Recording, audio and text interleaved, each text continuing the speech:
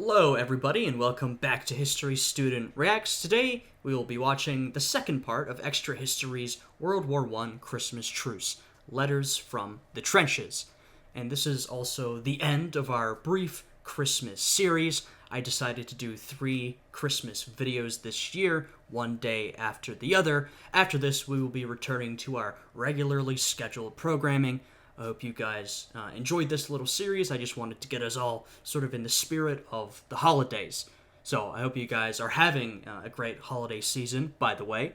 So, last time, in the first episode in this series, we basically saw why and how the Christmas Truce of World War I played out, which was basically when the two sides, mostly the British soldiers and the German soldiers, decided to have a little truce over Christmas, come together, trade goods, play football with each other, just have a bit of a good time in the midst of a horrifying conflict.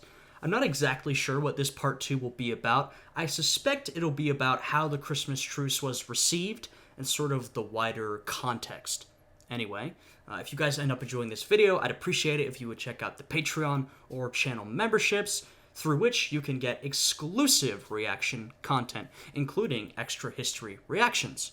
Anyway, with all of that out of the way, let's jump right into this video. This was a letter to a German newspaper in December of 1914. Yesterday there was a fierce and terrible onslaught of Christmas packages into our trenches. No man was spared. In the confusion, one soldier suffered a salami impaled straight into his stomach. Another had raisins from This guy's a real comedian. an exploding pastry fly directly into his eyes. A third had the misfortune of having a bottle of cognac fly into his mouth. That's funny. And it shows you, and we talked about this last time, by Christmas of 1914, a lot of the initial enthusiasm for the war had already died down, but there was still a lot more optimism than there would be, say, in 1916 or 1917. You know, this type of thing wouldn't happen again. Partially, as we discussed last time, because the officers on both sides wouldn't let this sort of Christmas truce happen again, but also partially because the mood really lowered in the following years, and less people were excited about celebrating Christmas together. Everyone had a lot more negative feelings, and primarily just wanted to go home and end this horrible conflict. But, and the point of that is that we can see in that letter a bit of joy that would soon disappear from this conflict, and that even at this point was already pretty sparse and rare. This little holiday special is brought to you by World of Tanks. Use the invite code ARMISTICE if you're a new player who wants to check out the game. World War I was a letter-writing war, one where pencil and paper were a soldier's line of communication with friends and family, and reading those letters provides some insight into what life was like in those trenches. So today, let's read some excerpts from those soldiers' holiday letters. Ah, okay, so that's what this episode's going to be about. Yeah, I think these are really, really valuable sources. You know, we have a lot of remaining correspondence from a lot of the men who fought in this conflict. And that's something that we honestly don't have for a lot of conflicts throughout history. I mean, particularly if we think about wars hundreds of years before this, in ancient times, we really have very few sources, and often those sources are from the top down. So in some of these modern conflicts, I think of the Civil War, World War I, World War II, the correspondence and diaries of these individual soldiers give us a really valuable look into the war from their perspective, which is extremely valuable because there were millions and millions of people who were seeing it from that perspective, not from, you know, the generals and political leaders at the top, but the millions of people actually fighting and dying in the war. Now, of course, none of us at Extra Credits have ever experienced being deployed over the holidays. So, real quick, I want to hand the mic over to somebody who has. Here is Wargaming's military specialist, Richard Cutland, back again to give us a little insight. In my 30 years of service, I was extremely fortunate to only spend around 6 Christmases away from home and family. The first was spent lying in a muddy ditch in Northern Ireland, where we'd been ordered to set up an observation post to watch the comings and goings of a known IRA terrorist. Cold, wet, hungry and tired, watching someone else celebrate Christmas with family and friends. It was certainly a low point for us all. As a young soldier, the easiest thing to do was not think about it. It was merely another day amongst a multitude of other days. The real heartbreak occurred after marriage and children. It was wrenching to explain why Daddy would not be there on such a special day. Tales of helping Santa at the North Pole or having to feed the reindeer quickly wore thin as my children grew older and wiser. A soldier's wife has much to contend with, and my own wife's angst and worry during any operational tour was compounded when I was away for the holidays. The armies always tried their best if circumstances allowed. If you were near a headquarters, the chefs would knock up a Christmas dinner with all the trimmings. Well, perhaps not all, but they did their best with what was available. Unfortunately, sitting with 100 men wearing paper hats was not quite the same as Christmas dinner with your family. Yeah. I'm glad they got someone who can actually talk about his experience. I mean, reading the letters from those who served in World War I is already fantastic. I love that we're using those sources, but to get someone who's experienced this to talk about it, that's a great way to really humanize the experience, to let us, I'm sure most of us who are watching this who have never experienced being deployed over the holidays, sort of understand what it feels like and what the soldiers would be going through. And what he's describing makes a lot of sense. You would probably just want to ignore it. Just act like today's Christmas Day. Well, it's the same as any other day. So yeah, it's a really interesting look into that perspective. I'm glad they're doing this. Yet we're all aware it's necessary to spend such periods away. And let's face it, it was part of the job. But it was always a killer to be told that a deployment was imminent and Christmas would be cancelled. So to all those servicemen and women who find themselves away for this very special time, I salute you and wish you and your families peace and happiness. Yeah, same thing here. I don't know if there's anyone currently deployed watching right now, but if you're going through that, deployed over Christmas, I wish you all the best, safety, good health, and hopefully you can return and see your family sometime soon. It must be a pretty tough time of year. But yeah, it is good. It's interesting that we got to see that perspective. I'm glad they included that. Thank you, Richard. Now let's set the scene. It's Boxing Day, 1914, and Private Henry Williamson is writing home about the most extraordinary Christmas of his life. I'm writing from the trenches. In my mouth is a pipe presented by the Princess Mary. In the pipe is tobacco. Well, of course, you say. But wait, in the pipe... Tobacco from which country? ...is German tobacco from a German soldier. Yeah, now... Of course, it was tough for these men to be away from their families over Christmas, these men serving in World War I, but it was also pretty remarkable to have these events of the Christmas truce. You get out of the trench, celebrate with the German soldiers, the other side. You're trading goods with them, they're giving you German tobacco. What a fascinating and I'm sure joyous event. I mean, just to be able to leave the trench, no more walking around in puddles of mud, no more having to crouch everywhere you go, walking around on somewhat dry, flat land, talking with everybody, having a good time. What a remarkable experience. Yes, a live German soldier from his own trench. On Christmas Eve, both armies sang carols and cheered, and there was very little firing. The Germans called to our men to come and fetch a cigar, and our men told them to come to us. This went on for some time until a bold Tommy crept out and stood between the trenches, and a Saxon came to meet him. They shook hands and laughed. I mean, we talked about last time, if you're the first guy from either side to go up into no man's land and, signal that you want a truce, a ceasefire, you've got to be incredibly brave. Though I have to imagine that some of the people getting these letters from their relatives, their friends in the trenches, these would sound quite unbelievable. Now, I mean, of course, you'd probably believe what your loved one was writing to you, but you'd probably be pretty shocked that this had happened, particularly with all the propaganda you're getting from your own side about how the other side is horrible and barbarians and, barely human. Their soldiers are monsters, not people. And then you get a letter from, I don't know, your brother, your husband, your father, your friend saying, yeah, so over Christmas, we hung out with each other, traded tobacco, played football. That would be a really incredible thing to hear. Thus, the ice was broken. Our men are speaking to them now. German Corporal Joseph Wenzel was similarly amazed at the gathering, writing, What I believed to be madness several hours ago, I could see now with my own eyes. Bavarians and English. Until then, the greatest of enemies shook hands, talked, and exchanged items. A single star stood still in the sky directly above them, interpreted by many as a special sign from heaven. More and more joined, and the entire line greeted each other. For the rest of my life, I shall never forget this scene, which goes to show that human feelings continue to go on, even if, in these times, men do not know anything but killing and murdering. Yep. I mean, that's exactly right, and we talked about that extensively in the last episode. Despite all of the nationalism on both sides, all of the propaganda, all of the hatred between both sides, these men came together, and, you know, those feelings of nationalism and hatred and dislike just didn't translate to the personal level, because they're both people.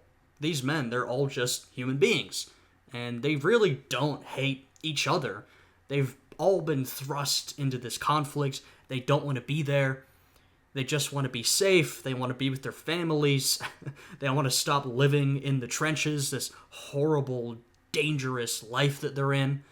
And so it's just a remarkable example of sort of human compassion and human connection in a time when those things were pretty damn rare. But not everybody held fire. British rifleman John Erskine's unit was fraternizing in no man's land when a soldier, disobeying his officer's order, shot one of the Germans. Oh, come on, dude. Disobeying his officer's order. So even the officer is on board with the truce. And then one of the soldiers has to go ahead and do that. You trying to ruin the mood, man? He writes, "The Germans immediately replied, and instead of firing on where the shot came from, they fired at the first person they saw. Unfortunately, this happens to be one of our corporals, who was shot through the head. A most regrettable fact connected with the affair was that he has 3 brothers in the battalion, and it must have had a disheartening effect on them. The Germans apologized, but it left a black mark on the day. Still, in many places, the peace held, until the generals ended it with artillery." Yep. The spirit of the Christmas truce would be rekindled the following year, albeit on a small scale. In December of 1915, French soldier Louis Barthas found himself in a spontaneous ceasefire when heavy rain forced both sides to abandon their trenches. He wrote, I mean, yeah, that's a little different, though, at that point. And we've already talked about how these men don't really want to be here. They just want to survive and get back home. So if you've been forced out of your trench by rain, all you can do is either go full force against the enemy, a full-on charge where most men on both sides are going to end up dead, or you can call it off for a little bit until you can return to your regularly scheduled warfare. Frenchmen and Germans looked at each other and saw that they were all men, no different from one another. They smiled, exchanged comments. Hands reached out and grasped. We shared tobacco, a canteen of coffee, or Pinard. Yeah, but that human connection between both sides, that is similar to what happened during the Christmas truce. I mean, it really just shows you that if you can get both sides together, for whatever reason, whether they're forced together or they do it of their own volition due to the holidays, if you can get them together to see each other, to interact with each other, you know, a lot of that nationalism and propaganda will be quickly forgotten, regardless of the circumstances. I mean, these are the worst circumstances possible. You are fighting a grueling war against each other, and yet, when you come face to face in a neutral scenario, I guess you could call it, there's a lot more friendliness than you might expect. One day, a huge devil of a German stood up on a mound and gave a speech, which only the Germans could understand word for word, but everyone knew what it meant because he smashed his rifle on a tree stump, breaking it in 2. Applause broke out on both sides. Meanwhile, our big... So, I mean, that is more of like an anti-war gesture. He's going a step further than just a temporary truce. He's smashing his rifle. I assume he's saying something along the lines of, you know, I don't want to fight at all. We shouldn't be fighting each other. What's the point? So that's sort of a step further, and probably quite worrying for the higher-ups. Shot leaders were in a furor. What in the Lord's name would happen if the soldiers refused to kill each other? German soldier Hermann Bauer, also present, was thinking much the same. He wrote, "The infantry does not shoot anymore, just the crazy artillery. The masters make war, they have a quarrel, and the workers, the little men, have to stand there fighting against each other. Wow, okay. I mentioned this in part one. World War One, since it ended, has been seen by a lot of people, and I think fairly, as this war between these great colonial powers fought over, these growing sentiments of nationalism, and these countries like Britain and France and Germany trying to either protect or expand their empires, expand their base of power, except this war was fought by the common people. The common people were shoved into it and forced to kill each other for the ambitions of these great powers. And I think that is kind of a rather fair way of seeing it.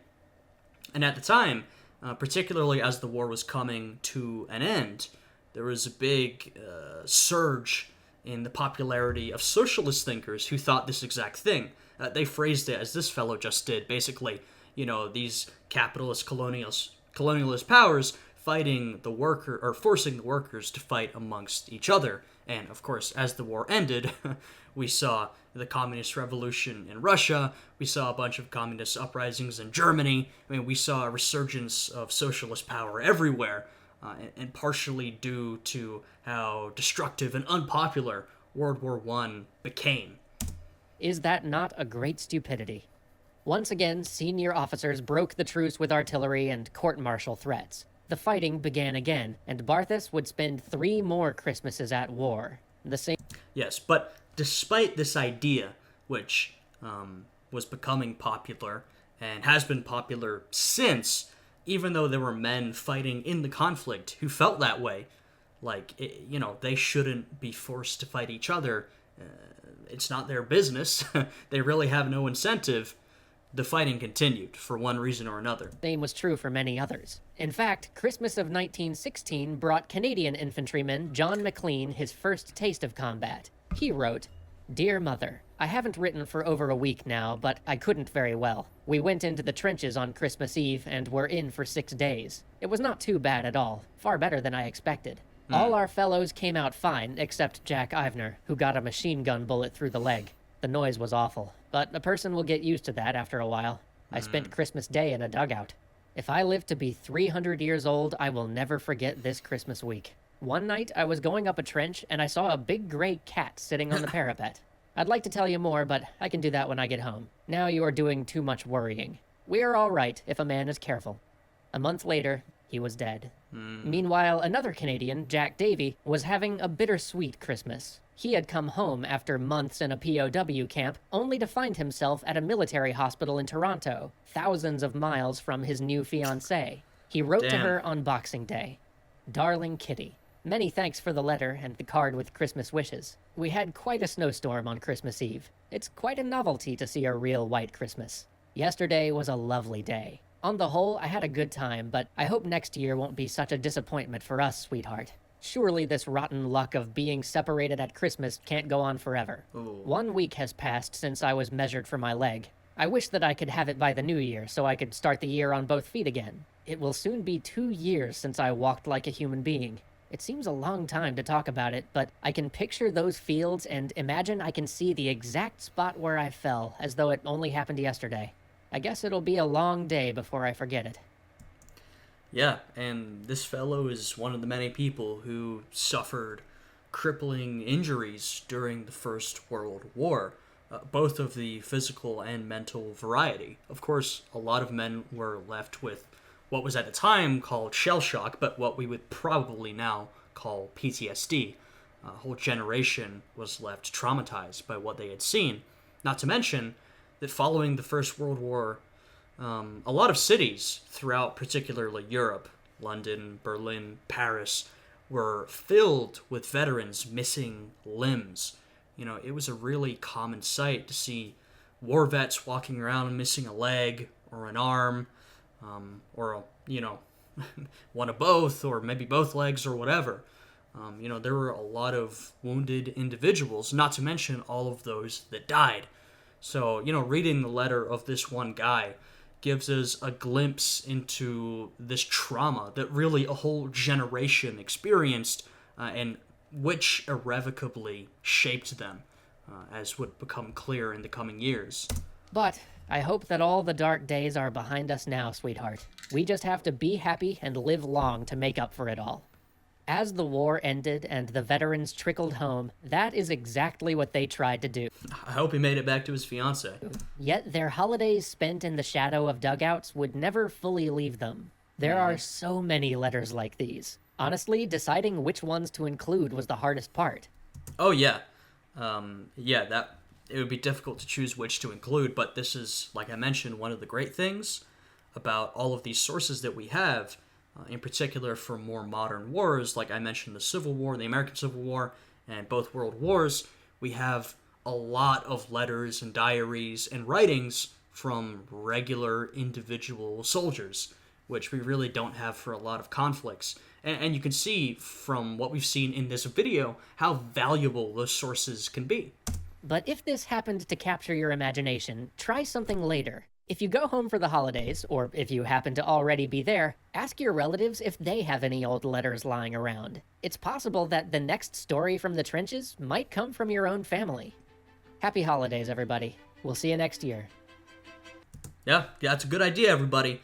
If you're going back home or you're home and you're going to see particularly some of your older relatives that you maybe don't see that often, always make sure to ask them about old letters they have, or old files, old photos. A lot of them have these very old, what we would call historical sources that are just tucked away in the attic or in the basement that they haven't looked at for years, that would be really fascinating for you to see and could honestly contribute to your understanding of your family's history and history as a whole.